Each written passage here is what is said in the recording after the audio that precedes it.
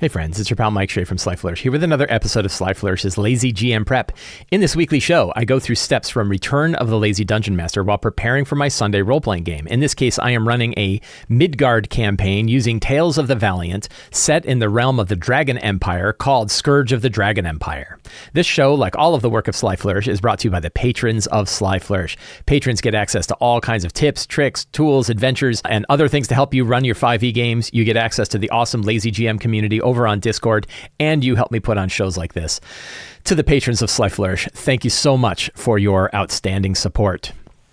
So last week we had, I kind of opened up. They were going to the ruined city of Kukatarma.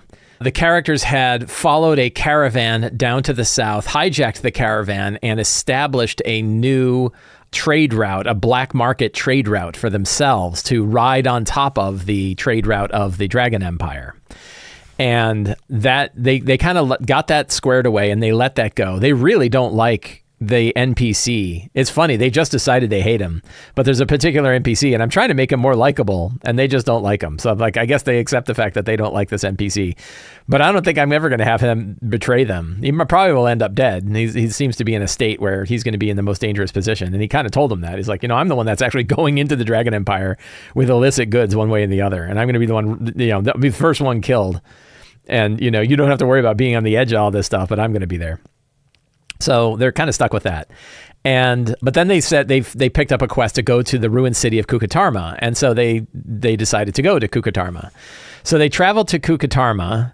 They found an abandoned druid village where a cursed druid who had been poisoned by the strange poison of a particular tribe of gnolls known as the Black Venom gnolls had corrupted the whole place. And he tried to save it, but in doing so, ended up corrupting it even more and had these corrupted trents, which they bought. They were corrupted awakened trees. And holy cow, those awakened trees hit like freight trains. This is probably, I don't know if it's my number one criticism of Tales of the Valiant so far, but one of my big criticisms of Tales of the Valiant so far is that monsters of a certain challenge rating, and I think it's basically like CR 1 to 3, hit really, really hard for their CR. And we're going to look at, I think they're down under animals, which is weird. Yeah, awakened tree is under animals. That doesn't make a lot of sense. But the awakened tree is a CR2 creature with 60 hit points, so that's 30 hit points per CR, and has one big hit that's +6 to hit for 22 damage, which means it's doing 11 damage per challenge rating at CR2, which is a lot. That's a lot of damage, on top of being able to entangle and restrain as a bonus action. There's a pretty easy fix for this, which is for CR 1 to 3 monsters in the Monster Vault, be prepared to bump them up one challenge rating. So if you're going to run an awakened tree, you can simply think of it like it's a CR3, and now it makes a lot more sense. Now, because a CR3 is 20 hit points per CR, that's not so bad. And a 22 damage attack at CR3 is pretty reasonable. So if you treat them as though they're one challenge rating higher than the listed one, you probably don't want to do it across the board. I don't know that this is true for every single monster in here, but I do notice that some of these monsters, particularly, I think that when you hit CR4 level monsters, let's go look at a CR4 monster while we're around here. So we have creatures by challenge rating. And we will look at a CR4. We'll look at a straightforward, a Chul, right? A Chul is a really pretty straightforward, punch you in the face kind of monster. Where is the Chul? That's funny. The Chul, it doesn't look like it's bookmarked, right? I don't know. Weird. So we have a Chul. Chul is CR4. 80 hit points, so that's 20 hit points per CR. That makes sense. Right? That again, we get how many hit points per CR? 20 hit points per CR is pretty normal. Makes 2 pincer attacks, +6 to hit, 17 damage each. That's 34 damage. Do I have that right? It's about 34 damage and a paralyzing tentacle bonus action, which doesn't do any damage. So the maximum damage that this guy can do is 34 damage at CR4. That's reasonable. right? Below that, and was 34 divided by 4 is 8.5. So it's high. Like 7 is kind of my benchmark, right? If a monster's doing 7 damage per CR, I feel like it's doing a pretty decent job at damage. And it looks like, I picked 1. It's a sample size of 1. So I haven't looked at all of the challenge ratings of all CR4s, but I think that CR 1 to 3s, let's look at a 3, because I think like I looked at veterans and some veterans and some other monsters at higher ones. So we could do a bearded devil. We'll look at a bearded devil, the knight, and the veteran. Like knights and veterans. We'll look at the knights and veterans. So we have NPCs, and we go to knight. And we'll look at the veteran as well. So the knight is CR3, 68 hit points, so a little higher than our 20 hit point per CR amount. Multi-attack makes 3 greatsword attacks or 4 javelin attacks. The greatsword does 10 damage, so it's doing 30 damage at CR3. That's a little on the high side. That's not crazy. Like over 10 is really high. This is right at 10. This is still pretty dangerous. You could probably treat this as a CR4 and you'd be okay. I think the veteran also, if I recall, because a veteran is one of my like most used stat blocks. I use veterans all the time. CR3 is actually a really good challenge rating for a monster because you can use them as like bosses at low levels, elites at low medium levels, regular monsters at mid levels, and then minions at high levels. And they can cover a huge range of challenges. You can throw them up against characters of a lot of levels and still have veterans be a viable sort. So 68's a little high. Again, these look pretty straight. Like they look. I think that their monsters are consistent when I look at them. I think they have consistent math across them. 2 longsword attacks and 2 short sword attacks. Longsword is 7 because they're not doing two-handed. Because if they do two-handed, they can't make short sword attacks. 3 longsword attacks, so they could do 8, 16, 24 damage at CR3. But we're going to do the most damage, which is 14 and 12, which is 26. So. And they can knock somebody prone, and they can parry, but they don't do extra damage. So that is, what do we say? I already forgot. 14 damage on the longsword attacks and 12 damage. So it's 26 damage to CR3. So CR3 is pretty reasonable. Like CR3, you might not have to bump the 2. Like I think this guy would probably be a little weak as a CR4. I think it's maybe just CRs 1s and 2s. Boy, am I already breaking away from what we were talking about. The Cult Fanatic is a CR2, and this is where you look at it. CR2, 60 hit points, 30 hit points per CR. Makes 2 Sacrificial Dagger or Unholy Bolt attacks. The Unholy Bolt is 10 damage, so it does 20 damage per CR with Unholy Bolt. Sacrificial Dagger is 11 damage, 4 slashing plus 7 fire. And if they're stunned or unconscious or prone, they take extra damage. So they could even do more than this, but we'll assume they don't. That's still 22 points of damage at CR2. These Cult Fanatics, you could probably treat as CR3 and you'd be better off. So, and then their Unholy Brand gives them advantage, I think. See a target Unholy Brand at the start. While the creature is branded, fiends and cultists have advantage. That would include the cultist. Has advantage on attack rolls against it. So that means it's going to hit even more.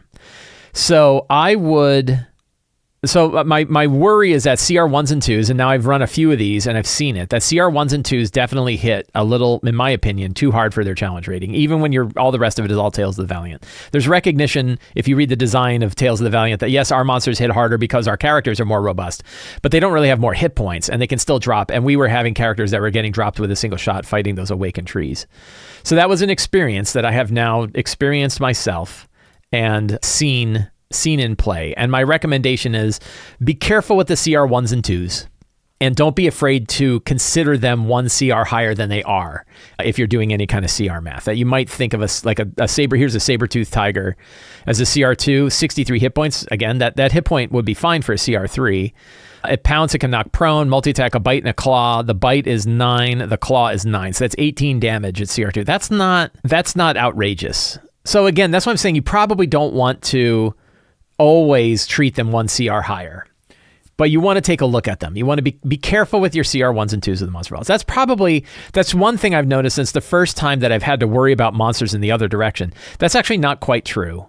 I've had to worry about them in CR 1/2s in vanilla 5e were pretty dangerous too. If you look, and we laugh about seahorses. The giant seahorses will kick the crap out of you.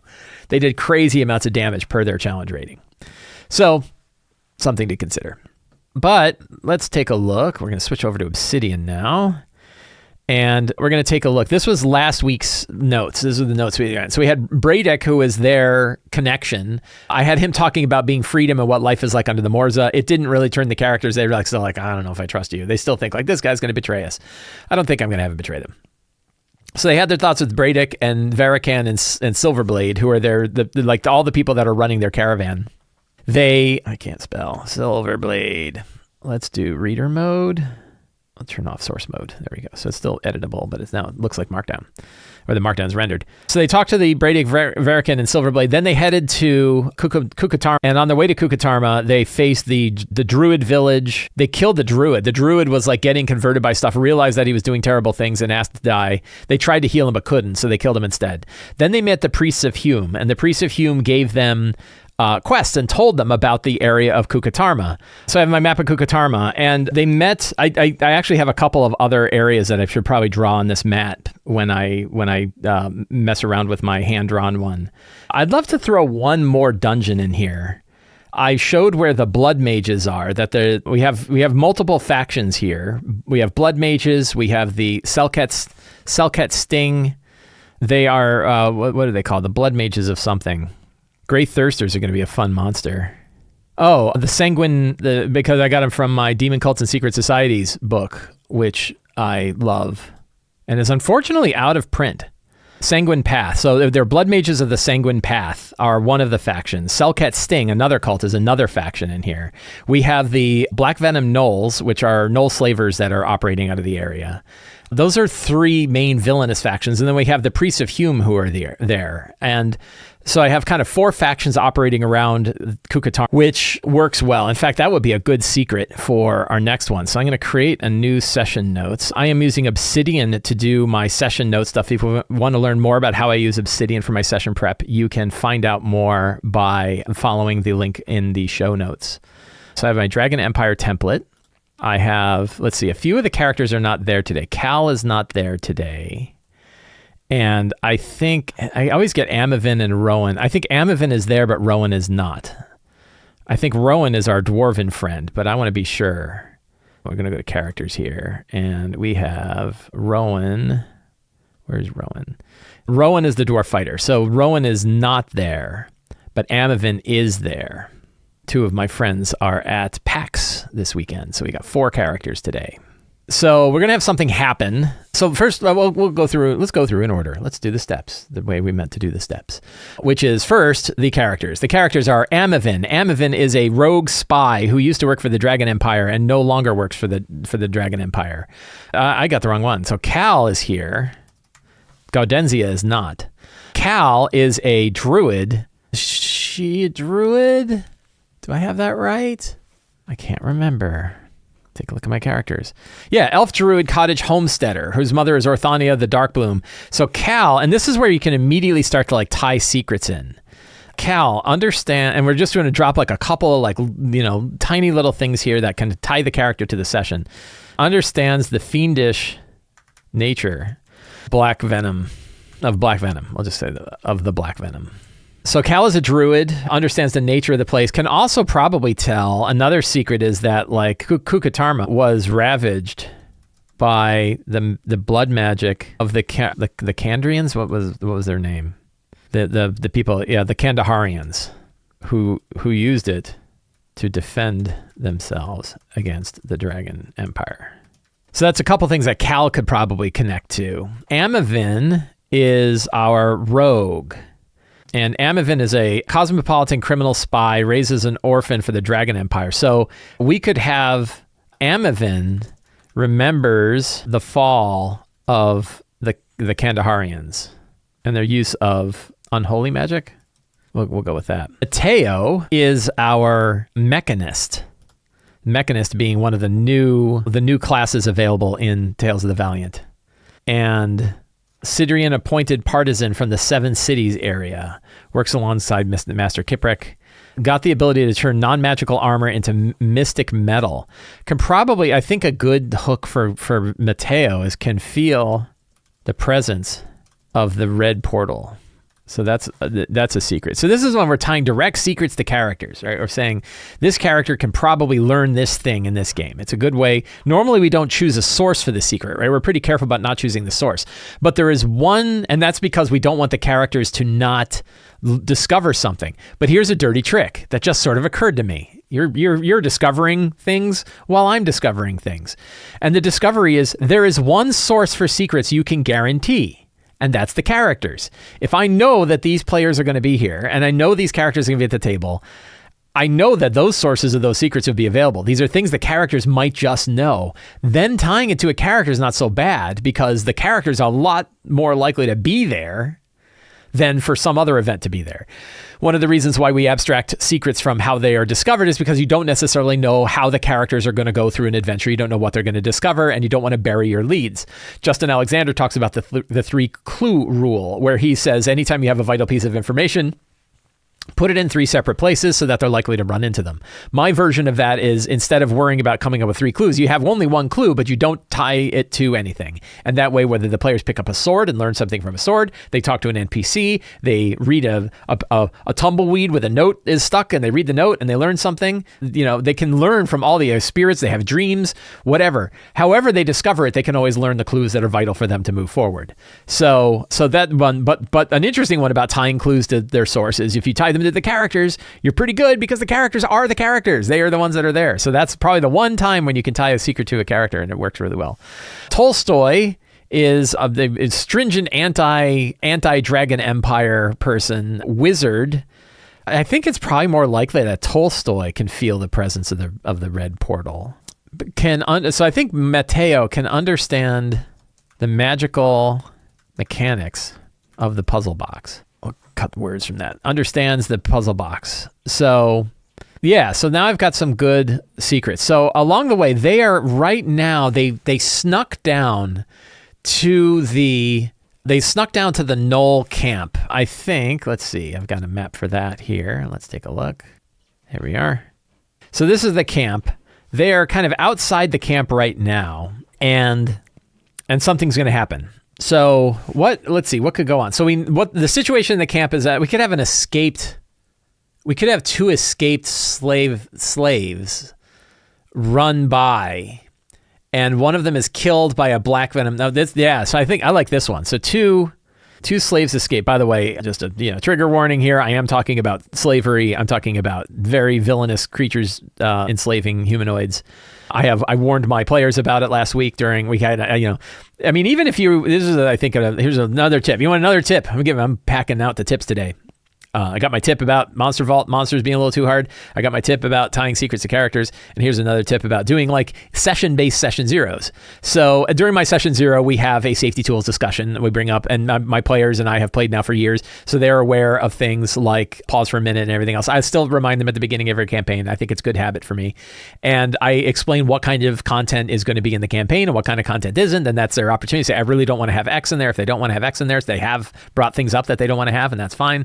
But there's no reason you can't do it in the middle of a campaign too. And even though I had talked about the fact that there is like definite like classism and some racism on the villain side here, I think I had mentioned slavery as a villainous activity as well. But I wanted to reiterate because like now we're actually going to be doing it. And so I mentioned to the players, hey, this is going to be here, and it's only on the villain side. There are no good guy slavers in this area. And so, and they were like, yep, all good. And that's, super fast conversation. Everybody's on the same page. We all know where we go. We know what the boundaries are of that topic, and everything works out fine. So 2 slaves escape, 1 shot with a black venom black venom arrow and dies. The other escapes. 2 gnolls come after the escaped slave. Here's a dirty, you're getting all the good tricks today.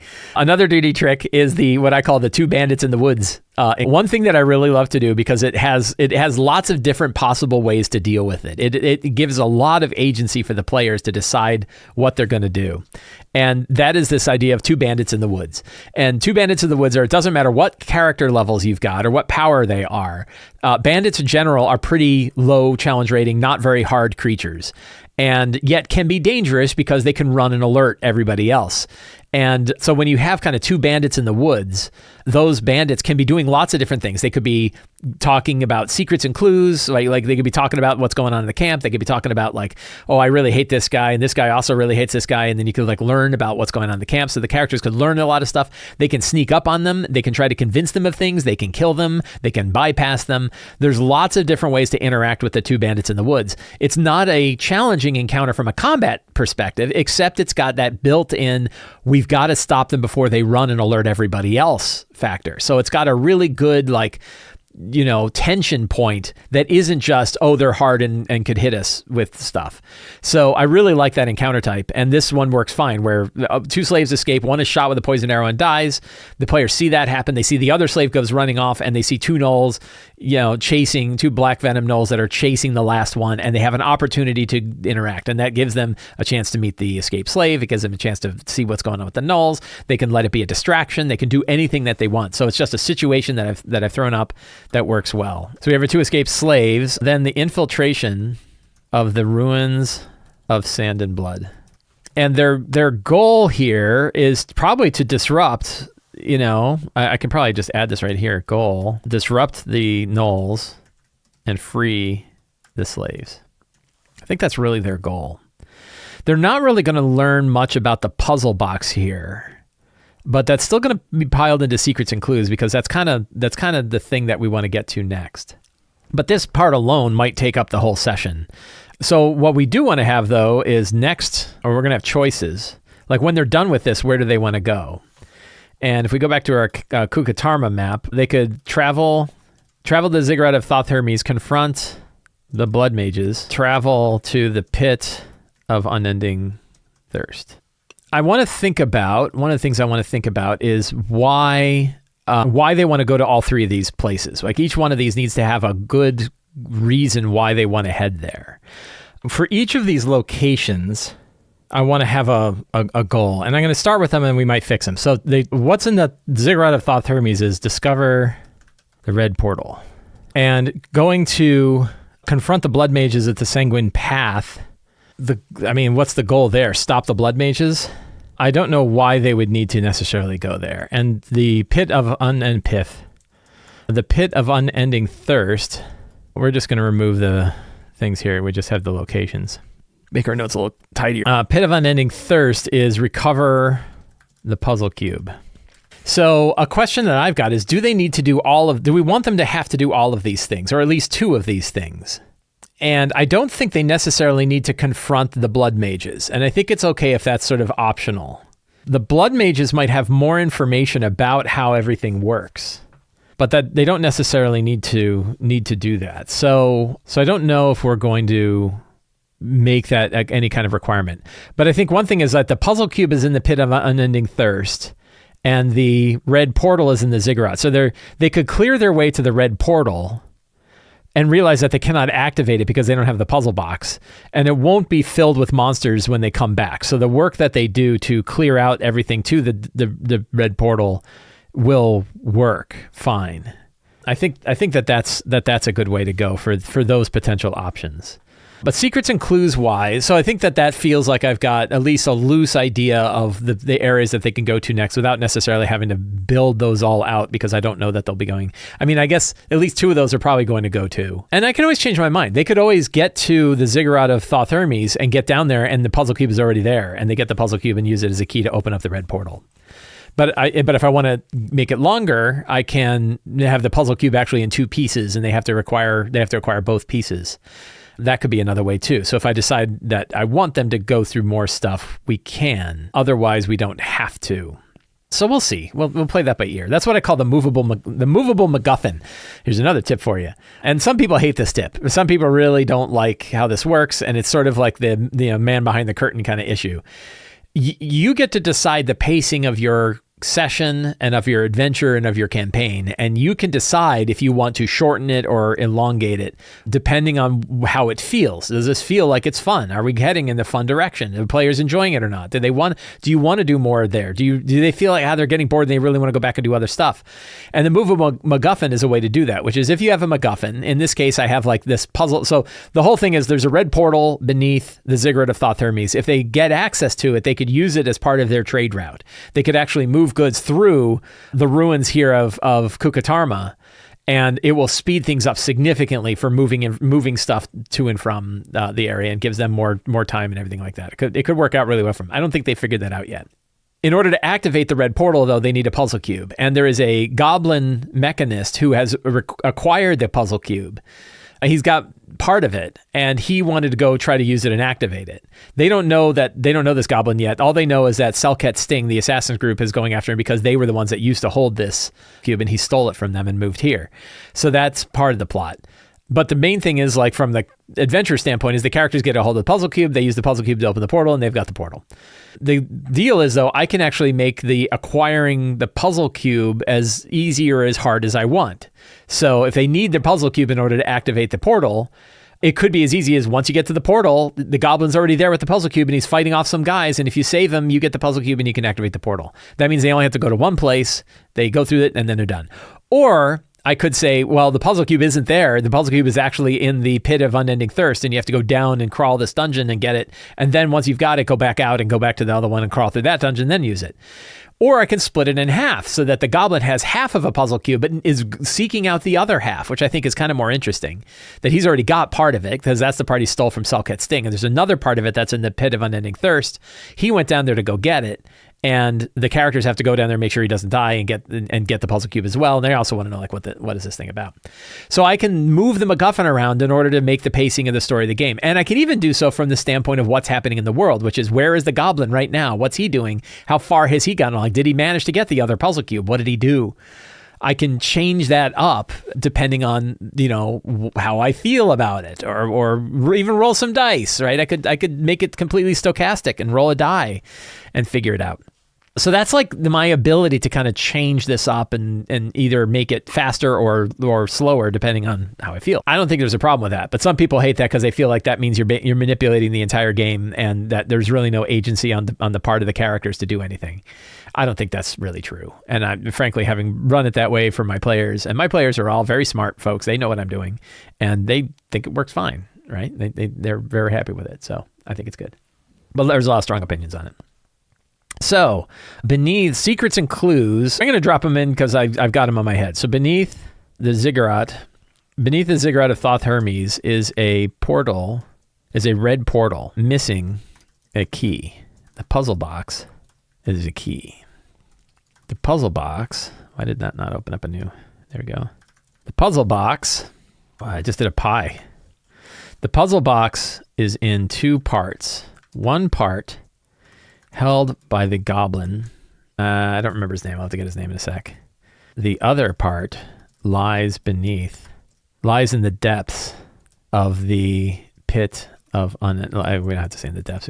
Lies in the pit of unending thirst. The puzzle box also contains or imprisons a demon bound by the Kandarians to fight dragons in the Dragons of the Empire. Because they have a demon on their side. I don't know. I love having bad guy or like sinister creatures that are actually on the side of the characters. I have it in all my games. That to me is like a fun moral quandary of, do we ally with a demon who's hideously dangerous in order to use it against the dragons?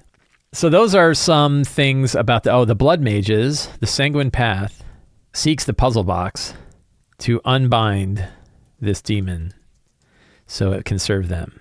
They also seek forbidden texts held in the pit of unending. Who is Thoth Hermes? Let's take a quick look at the game. Let's see, we're going to go to Midgard Worldbook, and we're going to look at Thoth Hermes. How many instances of Thoth Hermes? 67. We're going to go backwards to get to the gods section.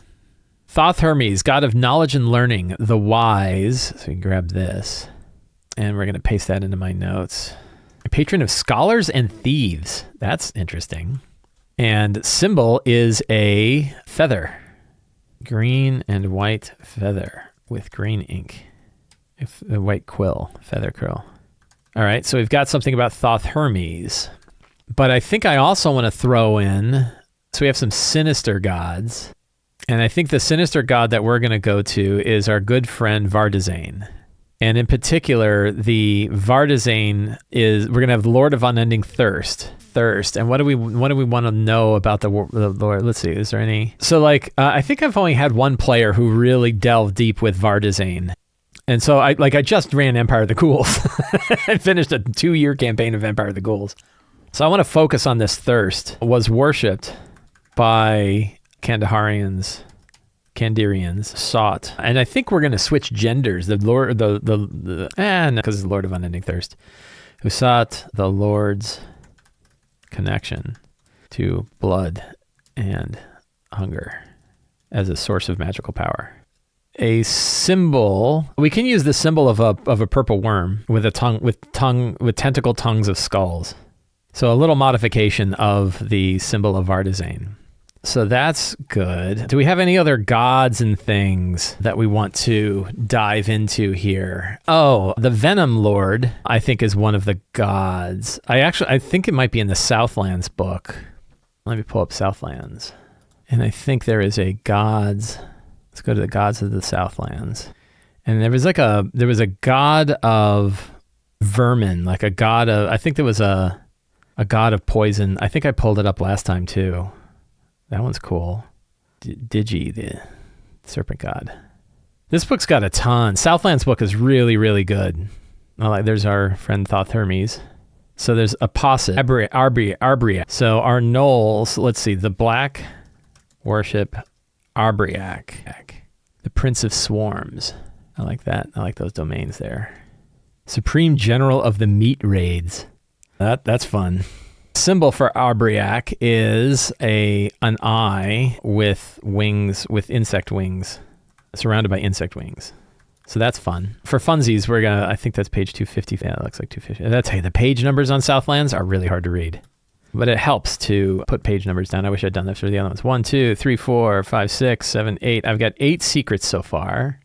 And 10 minutes left for my game prep here. Let's return back to our Obsidian notes. So what are some other things that they could learn while they're at the Black Venom slavers? So we already know, and I already have some secrets because I tied them to here. The Black Venom is actually fiendish in nature. It is not purely venomous. It is actually fiendish in nature and can transform its victims. And the Black Venom gnolls actually ingest this stuff, and that makes them kind of kooky.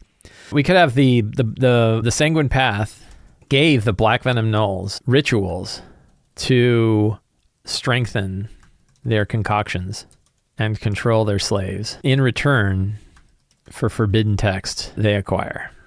That's fun. What else? I think this is a pretty straightforward. The Black Venom gnolls are conscripted by, and which one of the dragons is it? We're going to go back to our Midgard World book. We've got to go to our Dragon Empire section. One thing I both enjoy about this campaign, but is also takes some work, is the richness of the lore, right? With the 9 dragons that are ruling over the area, there's a lot of lore. And the idea that like the characters are having, and the players are having trouble getting their hands around all of it is okay, I think, because it gives them the opportunity to learn things and pick them up. Like they're not...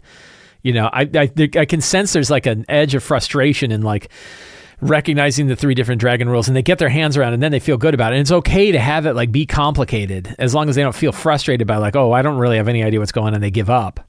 They want to be continually learning, the interactions of these things. So we have Ibalan the Illustrious is one of the 3 dragons. And I think as Parsis the Hidden is the other one, but then there's another one. I don't think it's Glauvistus. I think I skipped it. It's not Maharat.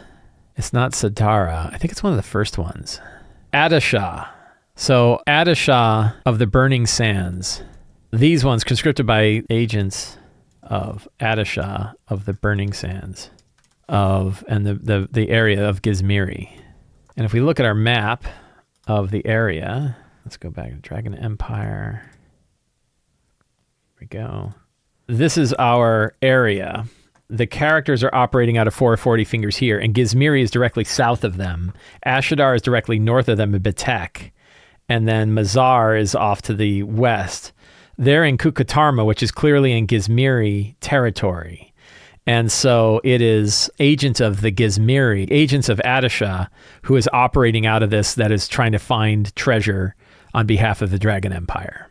And they are of Tamarli. So let's see. Conscripted by Tamarli of Adisha. So nobility of Adisha. I guess, or the Ormanli, the scaled lords of Adisha. So they know who's operating here. That's good for secrets. Fantastic locations. I've got, there's like 3. The Ruins of Sand and Blood. I'll list them here. There is the Pit of Unending Thirst and the Ziggurat of Thoth Hermes and the Unholy Shrine of the Sanguine Path. So there's a handful of locations here. So notable NPCs. So we have so we can start off by having the prisoner, that the one slave that is escaping. We will just quickly roll up a random name for this guy. Tantalos Siege Kiss. Let's see. An elf. So Tantalos, and let's get a better name. North River, the elf escapee. We have the goblin, who I think we had last time.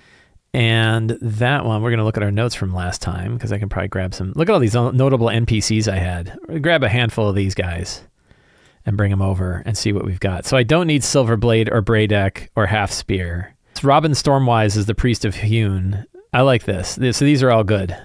Those NPCs. I just stole them right from my last week's notes. But Robin Stormwise, Priest of Hune. Kara Duststalker, a Selket Sting Assassin. Redius Doomcaster, the Sanguine Path Mage. Gravash Blacksting, Abriac Null Slave Lord. Eriz Dawngaze is the half-dragon Akanji commander. And Silvergaze, a goblin sage of Hune. Those are good. Monsters, we have gnolls.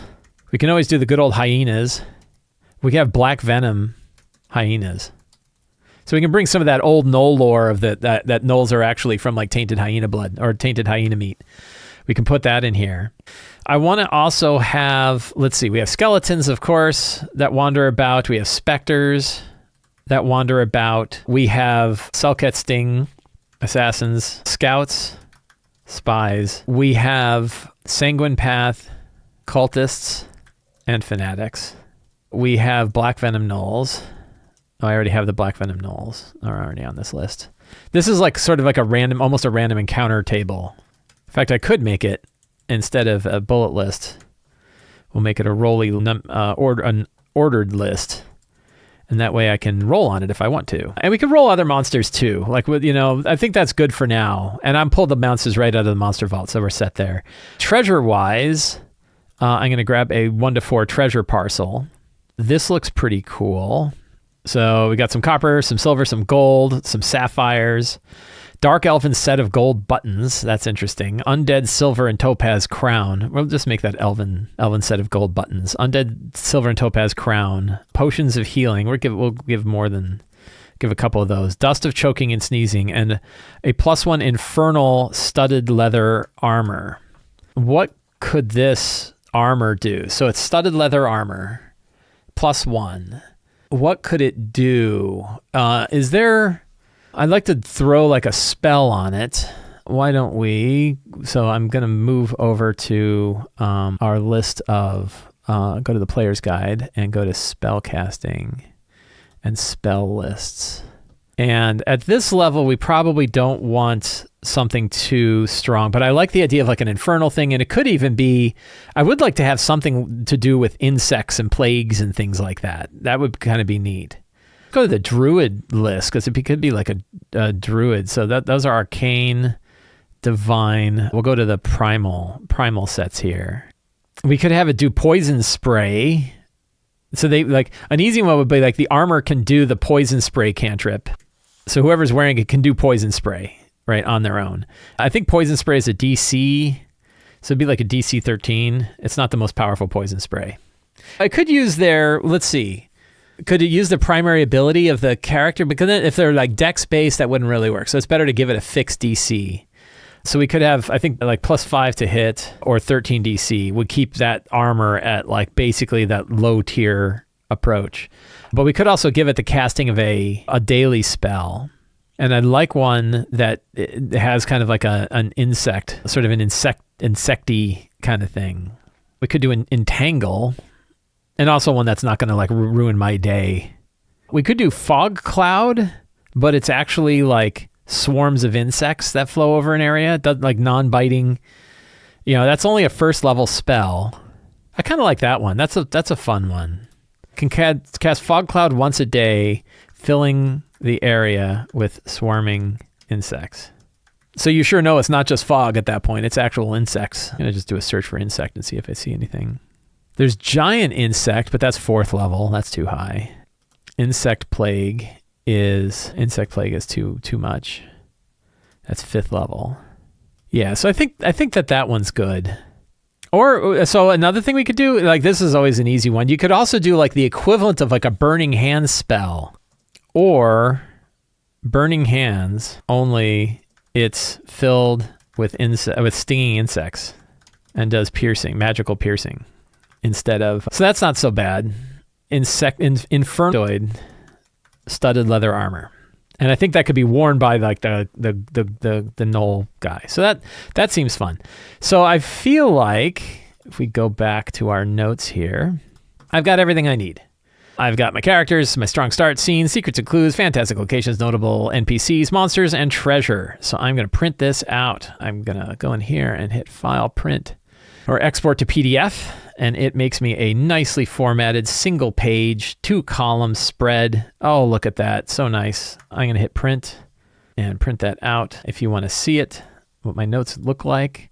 And again, in my notes about using Obsidian, is how that works, and this is what my notes look like when I'm getting ready to print them out. So they're printed out, and then I throw them in my notebook, and I got my maps, and I have everything I need for my game today.